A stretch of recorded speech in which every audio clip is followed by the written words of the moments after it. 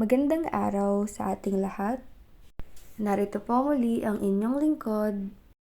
Halina't samahan niyo po ako at pag-usapan natin sa video nito ang mga alagang manok ni Boss MT. Pero bago po yun, shoutout nga po pala sa ating mga viewers, sa mga nagla-like at share ng ating mga videos at lalo na sa ating mga subscribers. Maraming salamat po. At ayun nga po, no, andito tayo sa San Rafael Farm ni Boss MT. Shoutout po sa'yo, Boss MT. At so, iikutin lang naman po natin yung farm ni Boss MT at ipapakita ko po sa inyo yung iba't ibang kulay ng mga manok na meron siya. Meron pong dalusapi, meron pong bulik, merong talisayin, sinibalang, at meron din pong mga puting manok. So, papasadahan po natin yan dito sa video na to, kaya tuloy lang po kayo sa panonood. Yung bloodline po ng mga manok na nandito ay halos assorted na rin po.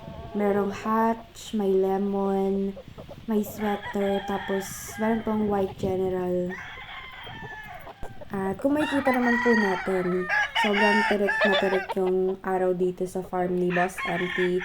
At kung titignan naman po natin yung mga alaga niyang manok, hindi po sila ganun ka-grabe kong hingalin. At yung iba pa nga po hindi talaga hinihingal. Ibig sabihin po nun, malulusog po at maayos yung pag-alaga sa mga manok nila. At parang alam niyo, sanay po sila sa ganito, matibay po at malakas po sila. Yung tipong hindi sila basta-basta magkakasakit kasi kompleto po sila sa bakuna tsaka sa mga vitamins. At syempre meron pong sapat na nutrisyon sa pagkain para lalo po silang lalakas at titibay, especially yung resistensya nila. So, yun lang po.